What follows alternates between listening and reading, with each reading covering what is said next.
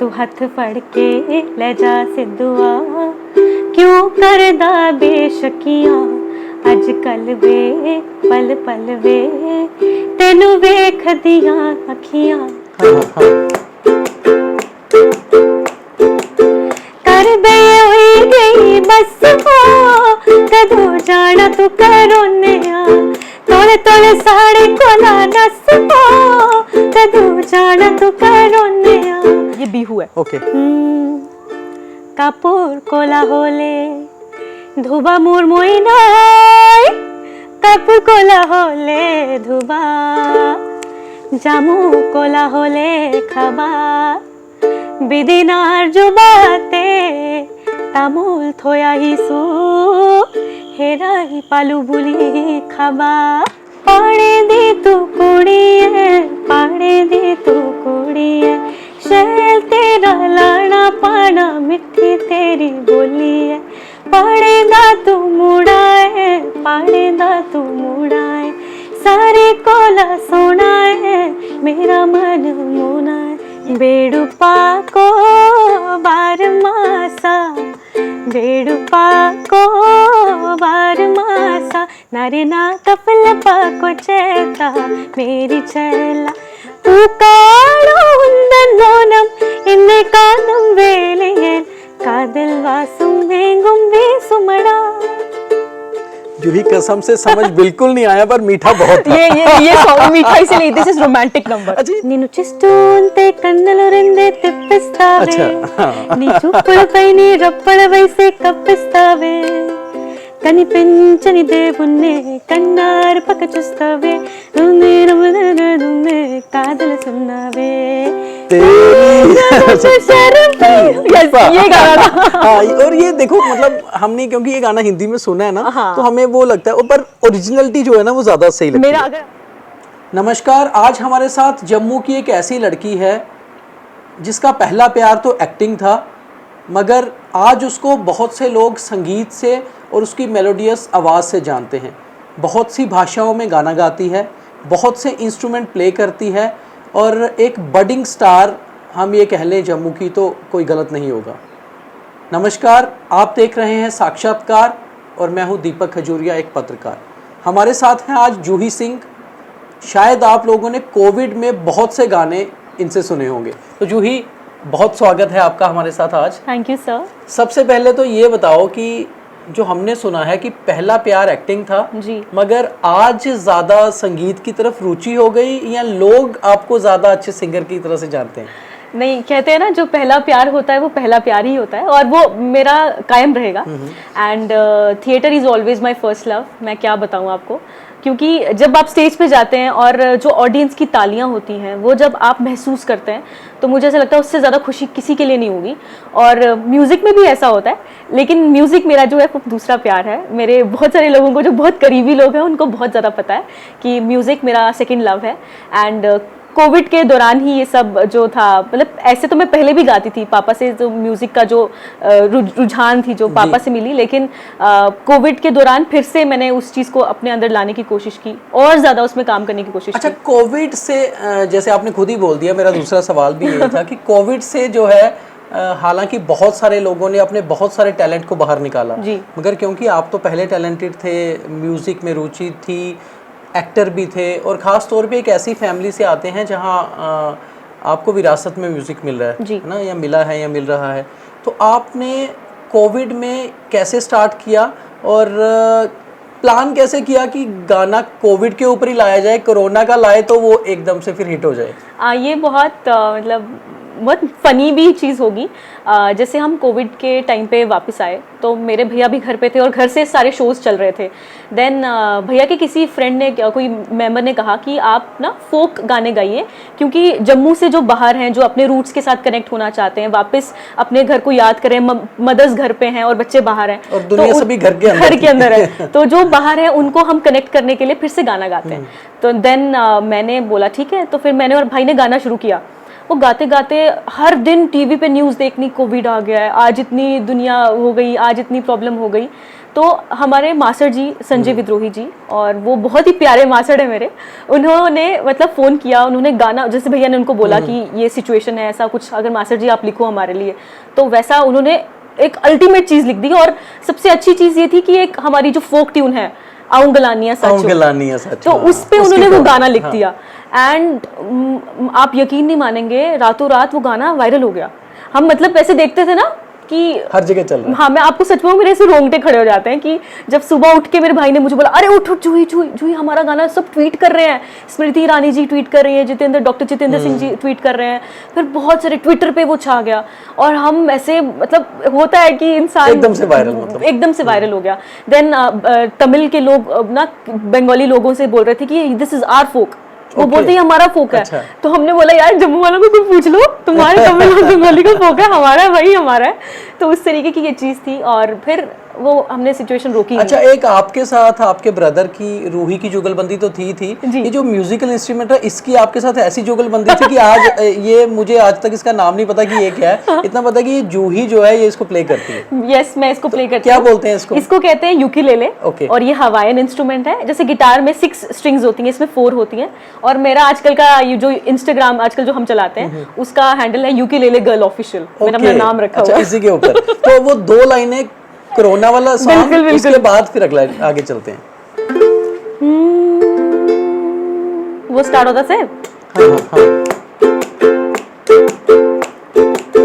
कर बे हुई गई बस हो कदू जाना तू करोने तोले तोले साड़े कोला नस हो कदू जाना तू करोने कर बे हुई गई बस हो कदू जाना तू करोने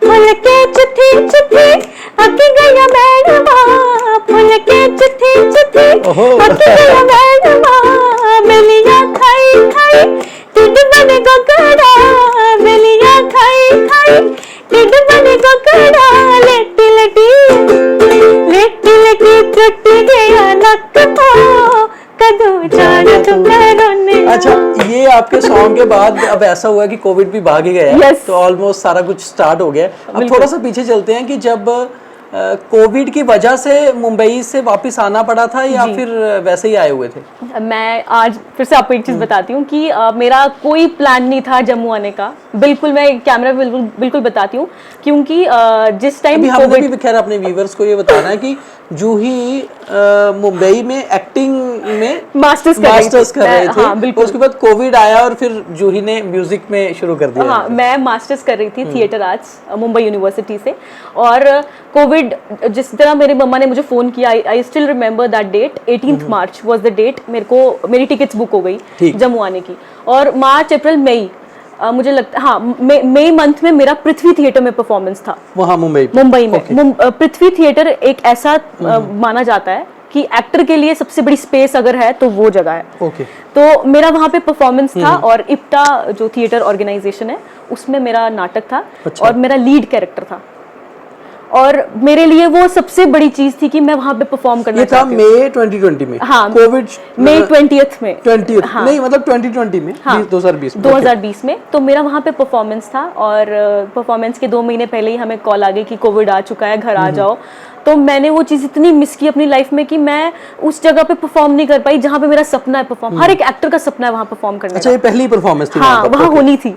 तो वहाँ नहीं हो पाई, और जब वापस यहाँ आ गए, जो मेरा नहीं था प्लान, जबरदस्ती वो स्टार्ट हो गया। अच्छा, जो ये उसमें आप कितनी देर रहे मुंबई में? 2 साल रही। 2 साल रही। वहाँ आपने जब एक्टिंग में एमए साथ में किया, उसके बीच में कुछ एक्टिंग की ऑफर्स आई या कुछ एक्टिंग में कुछ काम किया वहाँ पर? मैंने बेसिकली जब आप 2 साल ट्रेनिंग प्रोसेस में होते हैं तो आपको ऑफर्स मना करते हैं, आपके डिपार्टमेंट खुद मना करता है। लेकिन ये था कि मैं that time my brother was in a different radio, कुछ अलग रेडियो में थे वो। तो वहाँ के जो बॉम्बे का जो सेम रेडियो था, उन्होंने मेरे भाई के साथ मेरी वीडियो देख ली कहीं गाते हुए।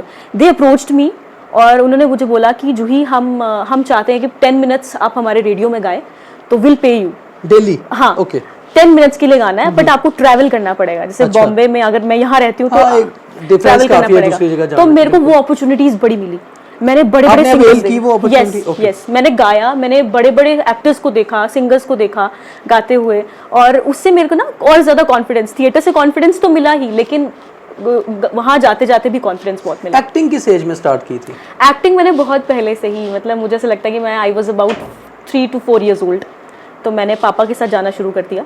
पापा जब थिएटर में म्यूज़िक देते थे तो मैंने पीछे बैठना, पहले बैकग्राउंड वोकल से स्टार्ट किया, फिर जाके स्टेज पे जाना शुरू किया, तो फिर जो चिल्ड्रन थिएटर वर्कशॉप्स होती हैं वो अटेंड करना शुरू की। Okay. उससे ग्रूम होता है बच्चा, फिर वो करना शुरू की, फिर जाके मेरा थिएटर का सपना जो तो थिएटर में जम्मू में पहले काम किया हुआ है? हाँ, मैंने नटरंग हमारा जो थिएटर ग्रुप है, मैंने वहीं से काम किया है। उसके साथ साथ गाना भी कंटिन्यू रखा? हाँ बिल्कुल, गाते भी थे? हाँ, बड़े हमारे थिएटर म्यूजिकल शोज होते थे, नाटक में जो गाने के शोज होते थे, तो वो मुझे हमेशा इन्फ्लुएंस करते थे, तो वो साथ साथ चलता था। क्योंकि आपके फादर म्यूजिशियन हैं और क्लासिकल में बहुत मास्टर हैं, जी जी। वो आपको क्या बोलते थे कि आप एक्टिंग की तरफ जाओ या म्यूजिक की तरफ जाओ? उन्होंने तो मुझे कभी किसी Frankly चीज के लिए बताना नहीं है। रोका। हाँ, अच्छा। कभी नहीं रोका, उन्होंने कहा अगर ये करना तो ये कर ले, अगर वो करना तो वो कर ले, तो मेरे को हमेशा दोनों चीजें साथ में करने को नहीं बोला? नहीं, मतलब हाँ, ये नहीं है कि कोई रुकावट आई, अगर ये साथ में मिलता है तो क्यों ना तो साथ में तो कर भी ले। अच्छा है। हाँ, ऐसा था। क्योंकि अब हम देख रहे हैं, जैसे हम अगर यहाँ पंजाबी म्यूजिक में देखें, टॉलीवुड में, तो बहुत सारे एक्टर्स हैं जो अच्छा गाते हैं, जी जी। या जो बहुत सारे सिंगर्स हैं जो एक्टिंग भी कर लेते हैं। जी।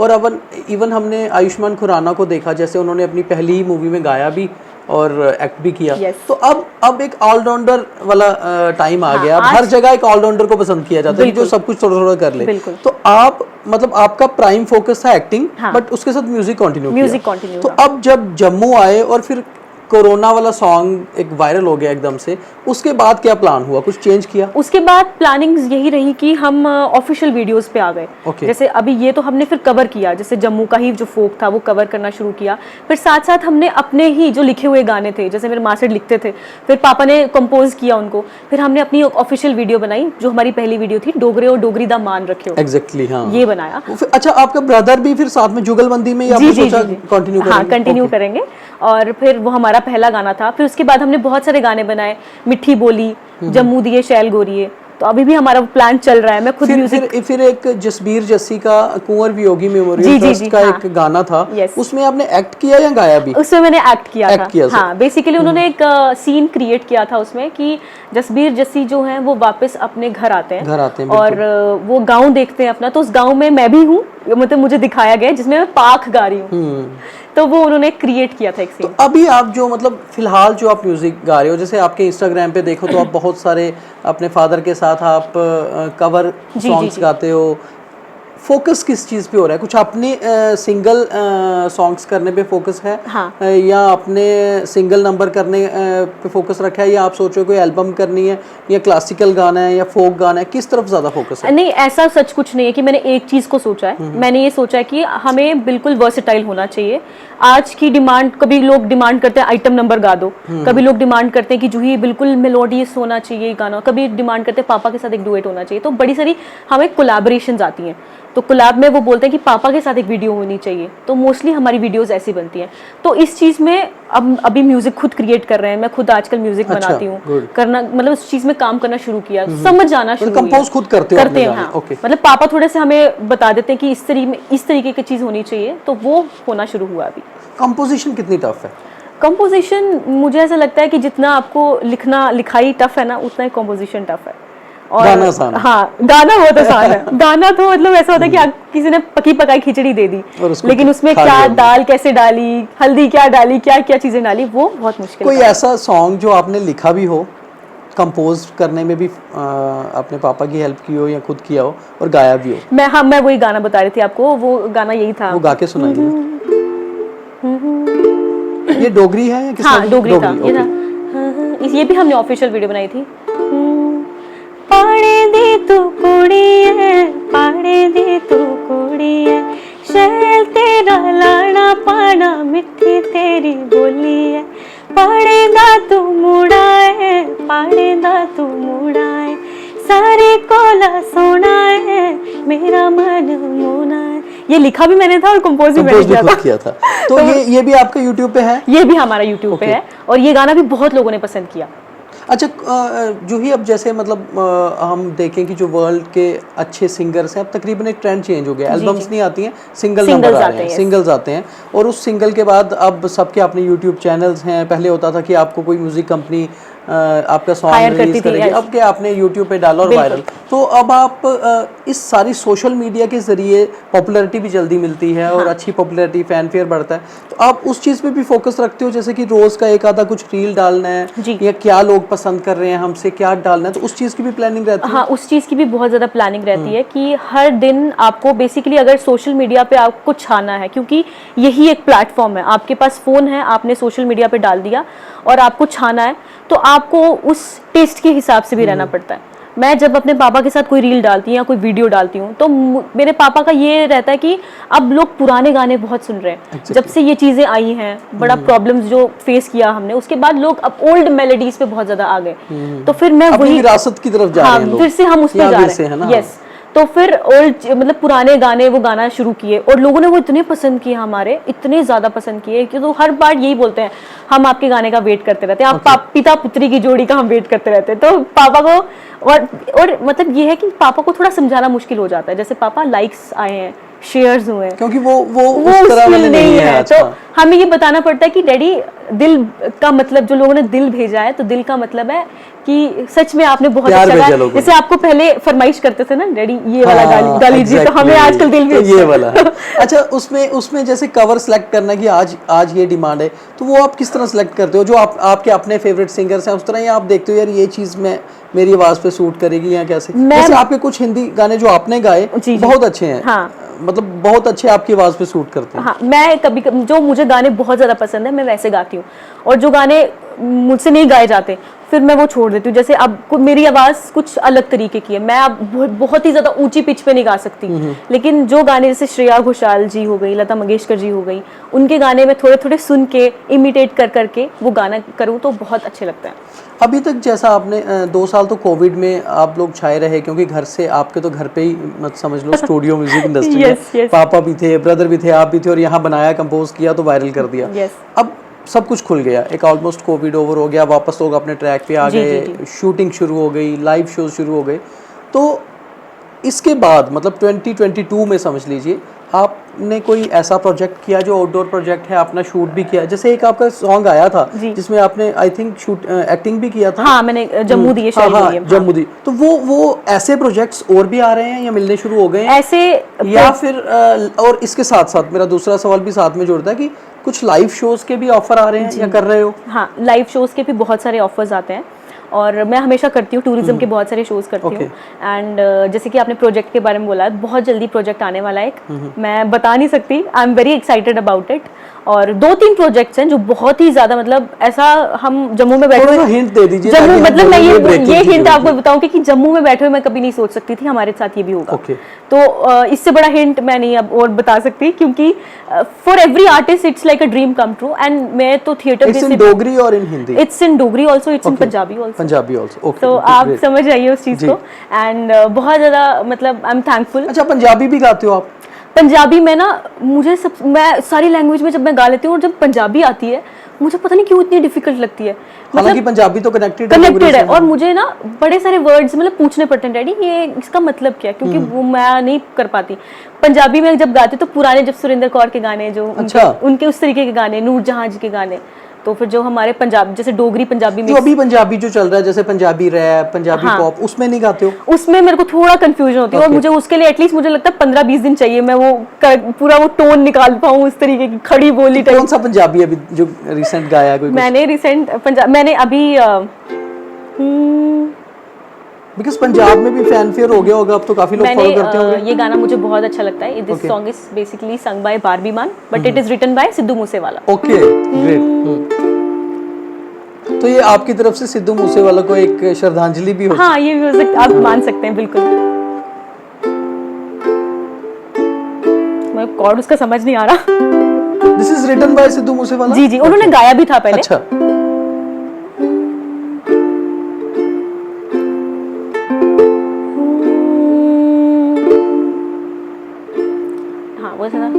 हे गल तू भी जानदा है तेरा किन्ना करने आ, ना रह होवे ना कह होवे, इस जग तो डरने आ, तू हथ फड़ के ले जा सिद्धुआ, क्यों वेख नहीं, मुझे लिरिक्स थोड़े भूल जाते हैं। चलिए आप अपनी उसी टोन में गाइए। हाँ मैं कोशिश करती हूँ, रुको 2 मिनट।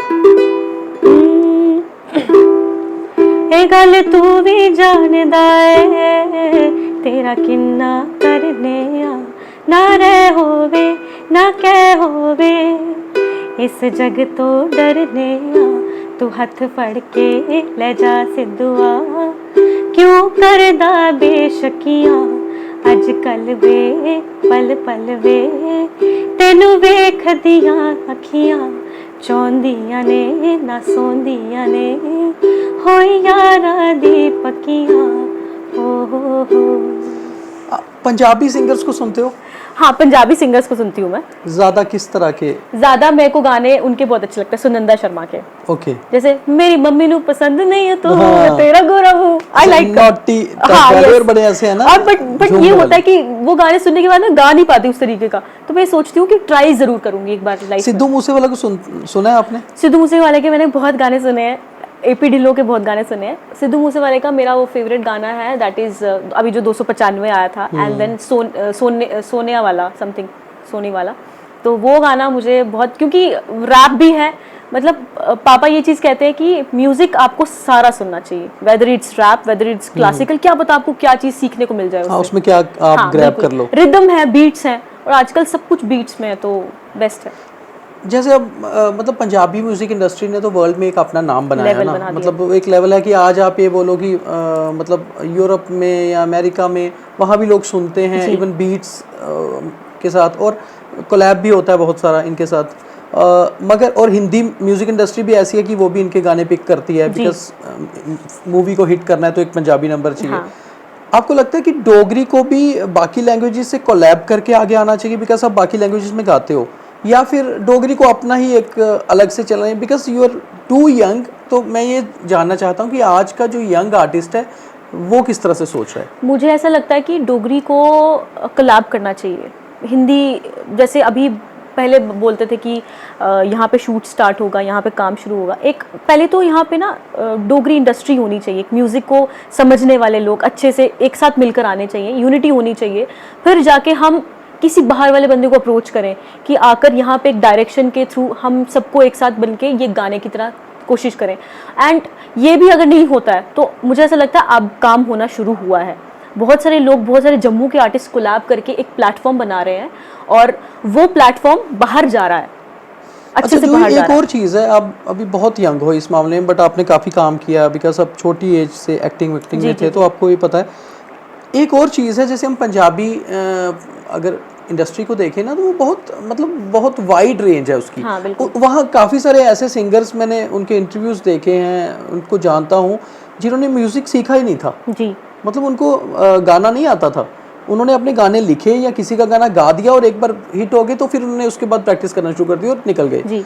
बट और दूसरी एक चीज़ कि वहाँ के लोग, वहाँ का आर्टिस्ट एक दूसरे को बहुत सपोर्ट करते हैं। हाँ। तो आपको लगता है कि ये एक कमी थोड़ी सी यहाँ की इंडस्ट्री में है, हमें एक दूसरे को सपोर्ट करना। अगर आपके पास कोई अच्छा आइडिया लेके आता है तो आपको ये लगना है यार ये आइडिया इसका है तो मैं इसको और गाइड नहीं करूँ। हाँ। या फिर ये आइडिया अगर मुझे दे रहा है और कोलैब करने को बोल रहा है तो इसमें इसका भी बेनिफिट होगा। तो हम ऐसी चीज़ें सोच के कई बार आ जाते हैं। हमें इस चीज़ को छोड़कर एक दूसरे के साथ कोलैब करना चाहिए, इकट्ठे डिस्कशंस में आना चाहिए, चीज़ें अगर कोई अच्छे आइडिया दे लेके, सो दैट कि हमारी इंडस्ट्री ग्रो करे। बिल्कुल, कैसे सोचते हो आप? नहीं, बिल्कुल आप सही कह रहे हैं कि हमें किसी को, यहाँ बेसिकली हम सब दबे हुए हैं, हमें किसी दूसरे को दबाने की जरूरत क्या है ना, तो हमें चांस देना चाहिए हर एक को। हम तो बोलते हैं, जैसे आज हमारा चैनल भी है, सरस का भी चैनल है जो एक अलग पॉपुलैरिटी पे है, बहुत सारे, वर्षा का चैनल है, बहुत सारे आर्टिस्ट के चैनल है। मुझे ऐसा लगता है कि सबको चैनल देना चाहिए, एक प्लेटफॉर्म देना चाहिए।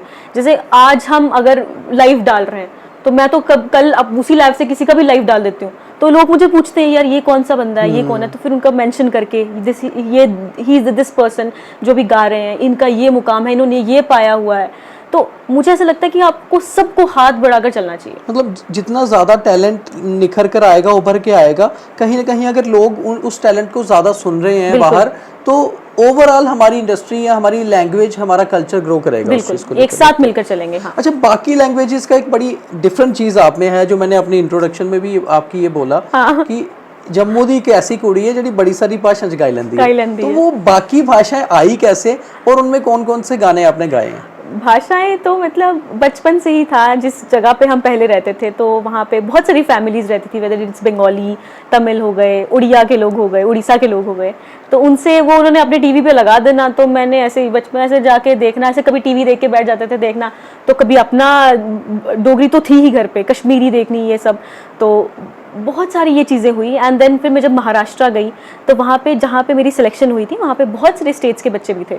तो उनका भी फोक मैंने सीखा, जाना, मतलब पहचाना हर एक चीज़ में। उस लैंग्वेज में नाटक हुए, तो जब नाटक में आपको बिहू गाने को मिल जाए, असमीज फोक, अच्छा, तो मेरे लिए तो वो ऐसे लगा, मतलब ऐसे बोलते हैं ना आपका मंदिर आ गया सामने, आपको भगवान मिल गए सामने, तो मेरे लिए वो चीज़, मैंने हर एक चीज़ को लेना शुरू कर दिया।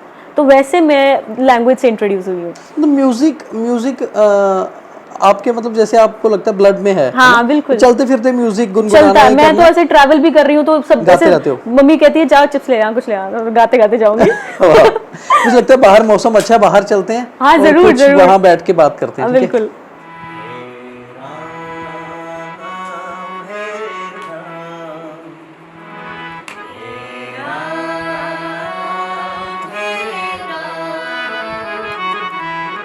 जग में ऊंचा तेरा अच्छा जी मेहरी चलो मान जाओ ना, देखी सबकी यारी मेरा दिल जलाओ ना, अच्छा जी मेहरी चलो मान जाओ ना, देखी सबकी यारी मेरा दिल जलाओ ना, छोटे से कसूर पे ऐसे हो खफा, रूठे तो हुजूर थे मेरी क्या खता, हरे कृष्णा कृष्णा कृष्णा हरे हरे। अच्छा जूही, हम वहीं से बात कर रहे थे कि किसी और लैंग्वेज का कौन सा गाना जो आपको पसंद है? मुझे पहले तो मैं ये आपको सुनाऊंगी, आप पहचान लेते हैं कौन सी लैंग्वेज है? नहीं, कोशिश करता हूँ। ओके, अच्छा अब ट्राई करते हैं। ठीक है। बेडुपाको बारमासा, बेडुपाको बारमासा, नारेना कपल पाको चेता मेरी चेला, नारेना कपल पाको चेता मेरी चेला। मुझे लगता है जब इंटरव्यू चलेगा तो व्यूअर्स नीचे लिखेंगे कौन सी लैंग्वेज है, और मैं थोड़ा सा पहचान रहा हूँ नॉर्थ ईस्ट का टच। हाँ, दिस इज उत्तराखंडी। अच्छा, ये हमारा उत्तराखंडी था। अच्छा, उत्तराखंड की भी अलग भाषा है। हाँ, गढ़वाली है, हाँ, ना कुछ। हाँ, हालांकि मैंने उत्तराखंड में काम किया हुआ है, 2008 में मैं ट्रिब्यून में था, उत्तराखंड में सर्व किया है, बट मैं वो ये पौड़ी गढ़वाल एरिया तक गया तो हूँ, बट ये लैंग्वेज मुझे लगा थोड़ा सा नॉर्थ ईस्ट का टच इसमें। हाँ, ऐसा है, मतलब हाँ, थोड़ी थोड़ी मिलती जुलती है। अब मैं आपको सुनाती हूँ, दिस इज असमीज। अच्छा, पहले बता के। है। अच्छा, ये बिहू है। ओके। कापुर कोला होले धुबा मुरमुई নাই, কাপুর কোলা হলে ধুবা, জামু কোলা হলে খাবা, বিদিনার জুবাতে তামুল থয়া হিসু, হেরাই পালু বুলি খাবা। अच्छा, ये जो आपने दूसरी लैंग्वेज, आपने ये बोला कि मुझे थोड़ी थोड़ी दूसरी लैंग्वेज का पता है और आप उन लैंग्वेज को आपने सीखा, आपकी हॉबी भी है, शौक है, तो जब आप दूसरी लैंग्वेज का गाना पहले लिरिक्स पढ़ते हो फिर गाते हो, या आपने सुन सुन के मतलब प्रैक्टिस कर ली और गा लिया? इसके दो तरीके हैं। जब कोई लैंग्वेज, जैसे अब मेरे साथ कोई ऐसा पर्सन है जो उस लैंग्वेज को बड़े अच्छे से जानता है जी, तो वो गाता है तो फिर मैं सुन लेती हूँ। पर जब मेरे सामने कोई नहीं है और मेरा कोई ऐसा फ्रेंड भी नहीं है जो मुझे बता पाए, तो फिर वो मैं सुनती हूँ, फिर मैं उसको अपनी हिंदी में लिखती हूँ पूरा, फिर मैं पूरा उसको गाती हूँ वैसे उसी तरीके से। है टफ प्रैक्टिस है, बट आपने उसको अच्छे से किया है ना। और आप उस वर्ड को एग्जैक्टली उसी टोन में भी गाना है, ये भी बड़ा है। साउथ इंडियन भी गाया? यस, साउथ इंडियन भी अभी है। मैं ये कौन सा वाला? बिकॉज़ कन्नड़, तेलुगु, मलयालम मैं उसमें नहीं वो कर पाऊंगा। This is Tamil. ओके, हम उसको बोलते हैं तमिल। ओके।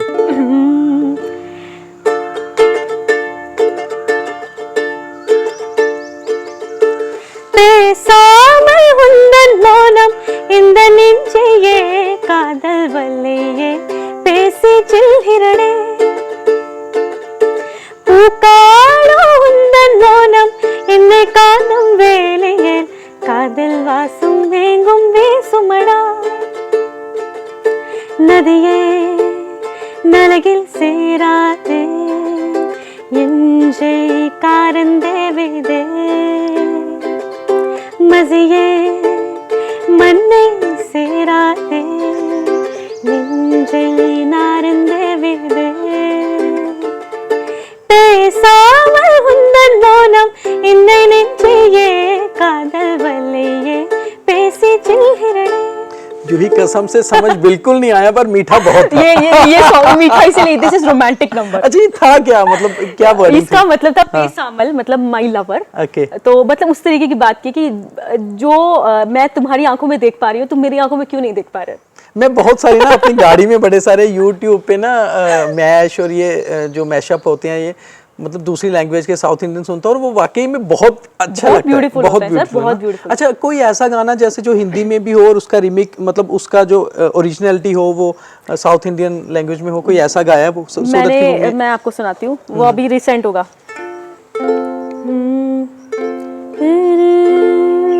सोच रही हूँ आप पकड़ लोगे, वैसे पकड़ ही लोगे बताओ। तभी तो मैं कह रहा हूँ कि मुझे समझ भी आए और पकड़ूंगी कौन सा गाना।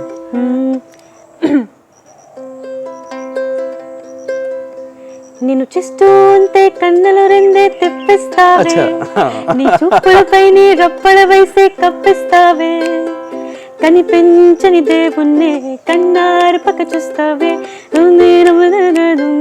కాదలుతున్నావే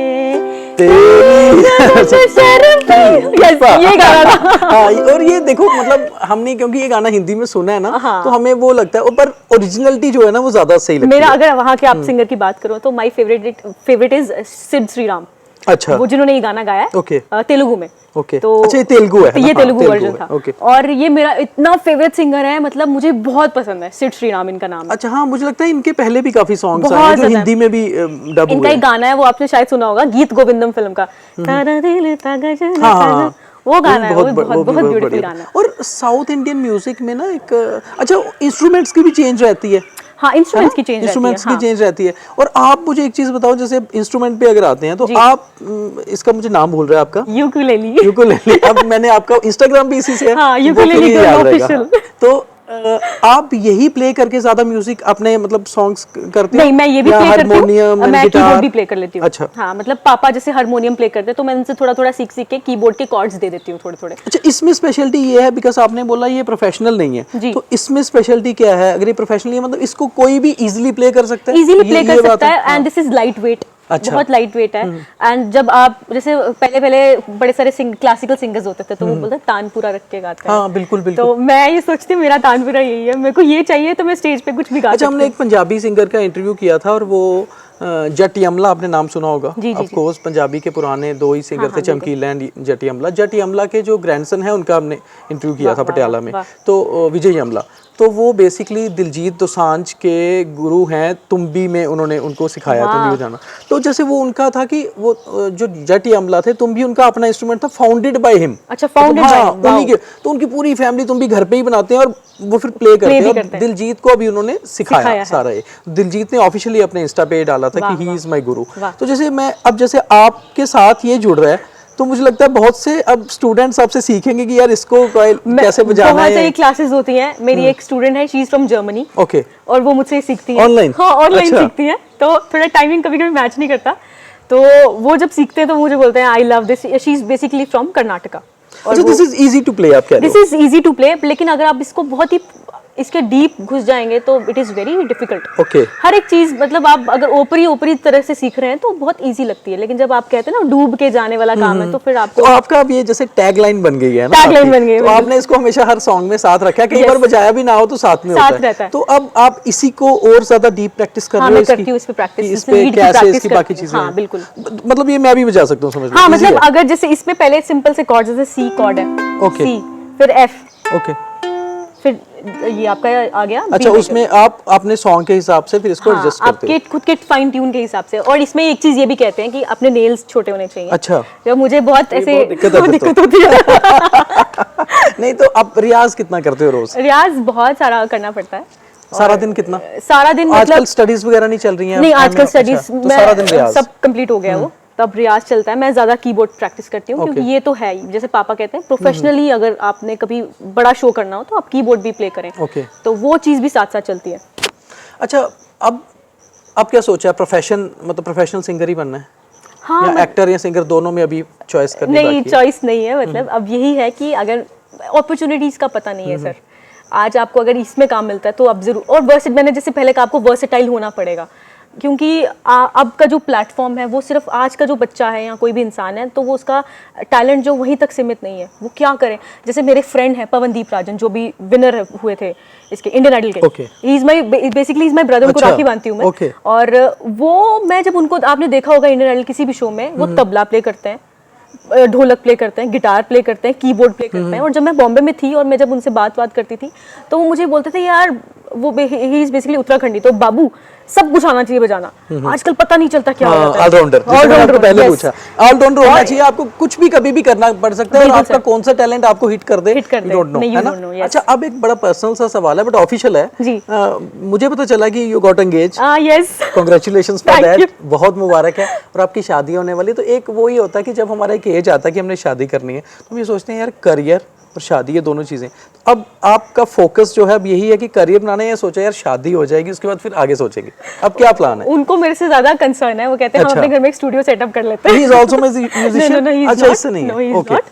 तो बट उनको मतलब ये सब चीजें अच्छी लगती हैं, सुनना अच्छा लगता है, गा तो वो भी आप सकते अपने करियर पे फोकस कर रहे हो? हैं। हाँ, मैं साथ साथ Okay. कर रही हूँ और मतलब यही है, शादी तो नेक्स्ट ईयर होगी तो ये प्लान है कि अभी मतलब कि सिंगिंग और एक्टिंग इन दोनों में से कहीं ना कहीं आगे जाना है, हाँ। बट प्रेफरेंस अब सिंगिंग को है, इसके ऊपर फोकस है। Yes, अभी और काफी सारे प्रोजेक्ट्स भी हैं। हाँ जी। अच्छा, फाइनली अब कोई एक ऐसा गाना कि अब चलते चलते जो हम भी गुनगुनाते हुए जाएं और चलें। अच्छा, ये मैं गाना आपने जैसे नाम ही ले लिया गाने का, चलते चलते मेरे ये गीत याद रखना, कभी अलविदा ना कहना, कभी अलविदा ना कहना, कभी अलविदा ना कहना। बिल्कुल जूही, ना ही म्यूजिक को अलविदा कहना है ना ही आपको, केवल इस साक्षात्कार के प्रोग्राम को अलविदा कहते हैं। जी सर। और अगले बार जब भी मिलेंगे तो दोबारा गानों से स्टार्ट करेंगे। बहुत मजा आया आपसे बात करके, बहुत अच्छा लगा। इंटरव्यू शायद काफी लंबा हो गया मगर बहुत ऐसे लगा कि बहुत अच्छी डिस्कशन हुई, बहुत कुछ आपसे सीखा और वाकई में you are very talented. Many congratulation, best wishes for your future. Thank you so much. और अलविदा इस साक्षात्कार के कार्यक्रम को अगले एपिसोड में फिर किसी और शख्सियत के साथ, मगर ना जूही को अलविदा और ना ही इनके म्यूजिक को, लगातार सुनते रहेंगे, आप भी सुनते रहिए। धन्यवाद। Thank you.